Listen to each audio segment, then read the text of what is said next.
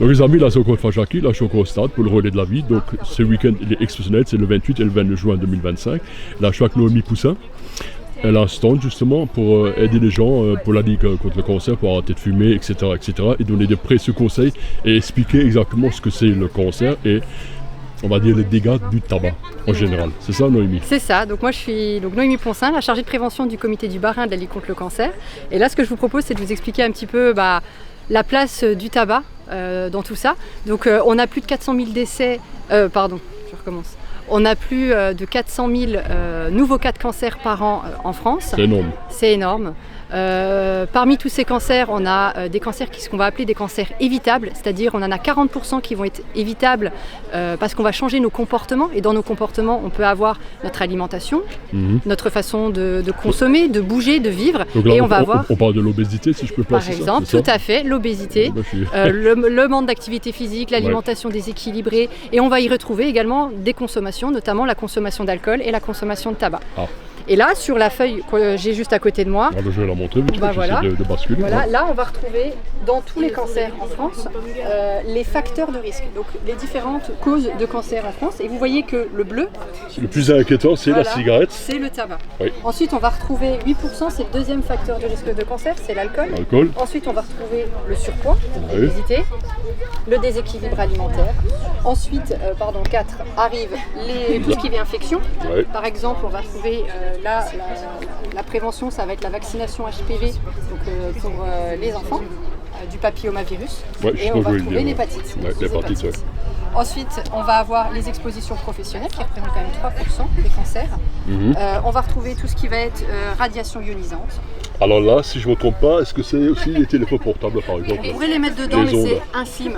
Là, on va plutôt y mettre par exemple les radios, les scanners, les IRM, tout ce qui va être radiation vraiment ionisante avec des ions. Ah oui, d'accord. C'est pas rassurant ça. Voilà. Après, ça ne veut pas dire qu'il ne faut pas en faire. Oui, voilà, il faut pas en faire. Mais c'est pour ça qu'on en fait quand il faut en faire et ça ne sert à rien d'en faire pour rien. Voilà. Ensuite, on va retrouver donc les UV à 3%. Donc, là, aujourd'hui, il fait très très beau, il fait très très chaud. Eh ben, protection solaire plus, chapeau, lunettes de soleil, crème solaire, de l'eau, la totale. Et si on peut, là, on sort pas, il fait trop chaud. Toujours s'hydrater au maximum. Au maximum. Et pas se promener comme ça en plein soleil. On met les chapeaux, on met toute la panoplie. En gros, il faut avoir vraiment, je pense, une hygiène de vie impeccable. Donc pas d'alcool, pas de cigarettes. Voilà. Obésité, c'est tout ce qui est repas, les crèmes, les sauces, les fromages. On peut en manger, mais un petit peu, mais on peut tout faire. Là, ça fait un peu peur ce que je raconte. Oui. Tout ce que ça veut dire, c'est que prendre soin de soi, c'est pas finalement compliqué. Prendre soin de soi, ça veut dire faire de tout, mais de manière raisonnée. Je peux boire un verre d'alcool, mais j'en bois un, j'en bois pas 10. Et j'en bois un de manière, ça veut dire maximum 1 ou 2 fois par semaine. Fumer, par contre, là, on est un peu plus drastique. Fumer, c'est 0. Parce que la première cigarette fait des lésions au niveau pulmonaire et à partir de la première cigarette, on peut avoir développé des pathologies et notamment à long terme le cancer. Et contrairement aux idées reçues, il y a des personnes qui peuvent croire c'est pas grave, je fume une cigarette mais pendant 20, 30, 40 ans. Et honnêtement, je suis tabacologue. Je vais préférer quelqu'un qui va me dire j'ai fumé 20 cigarettes pendant 1 an que quelqu'un qui va me dire je fume une cigarette pendant 30 ans. Je comprends. C'est beaucoup plus grave. C'est sur la durée que c'est grave. Ouais, c'est la durée qui est grave. Alors justement, on parle des cigarettes. Les amis, juste avant la vidéo, on a parlé de choses et d'autres. Et moi, j'ai arrêté de fumer en 2013.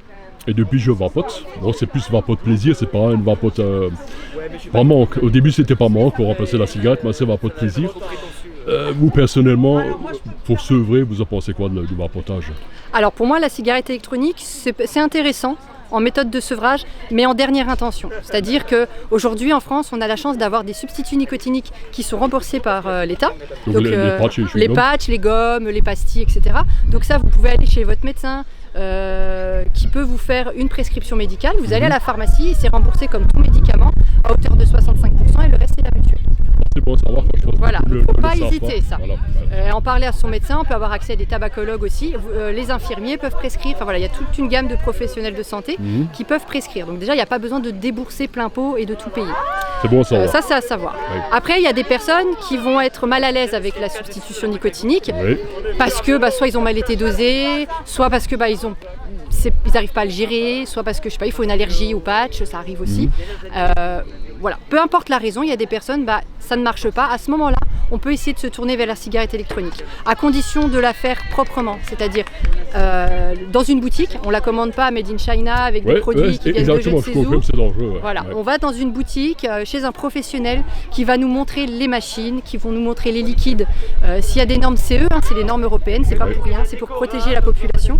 Et puis après, il va aussi nous expliquer la maintenance, parce que une cigarette électronique, il faut en prendre soin. Si on n'en prend pas soin, la batterie va chauffer et à ce moment-là, la cigarette électronique, la résistance qui va trop chauffer, va brûler finalement le e-liquide qui est dedans et à ce moment-là, on peut avoir des produits extrêmement toxiques et là, c'est une catastrophe. Ouais. Donc voilà, il faut faire très attention. Donc oui, la cigarette électronique, moi je la conseille en sevrage, en dernier recours et sur du court terme. Je comprends. Après, je préfère toujours quelqu'un qui va me dire je fume une cigarette électronique que je fume 2-3 paquets par jour. Ou même 2 cigarettes, je préférerais toujours la cigarette électronique. Maintenant, l'idéal, c'est rien, mais... D'arrêter de manière naturelle, comme à l'époque, c'est-à-dire on prend le paquet de cigarettes, on le jette, voilà. On fait l'effort d'arrêter. Après, l'idéal, on peut aussi le faire avec les substituts nicotiniques qu'on peut trouver en pharmacie. Les substituts nicotiniques, on ne peut pas être accro, c'est fait pour vraiment se sevrer. On fait un sevrage... en douceur. Voilà, il y a des personnes, ils se sevrent en 2 mois, il y en a d'autres qui vont mettre 1 an. Peu importe, ça, on s'en fiche combien de temps on met. Du moment qu'on le fait à son rythme et sans être trop gêné par le manque de la nicotine, parce que c'est la nicotine, là, ici, qui pose problème. C'est ça, ouais. C'est ça qui crée une sorte d'addiction au niveau du cerveau et qui donne envie de fumer. C'est pas toutes les cochonneries qu'il y a dans la cigarette, c'est la nicotine. C'est la nicotine. Ouais. Mais la nicotine, contrairement à tout le reste, n'est pas nocive pour la santé. Donc c'est pour ça qu'on peut se permettre de mettre des patchs, on peut se permettre, il y a de la nicotine aussi dans certains e-liquides. C'est pas nocif pour la santé la nicotine en tant que telle toute seule. Ce qui est dangereux, c'est tout ce qui l'accompagne, que ce soit sur le tabac ou dans le liquide de la cigarette électronique, c'est pareil, c'est toujours ce qui l'accompagne qui est dangereux.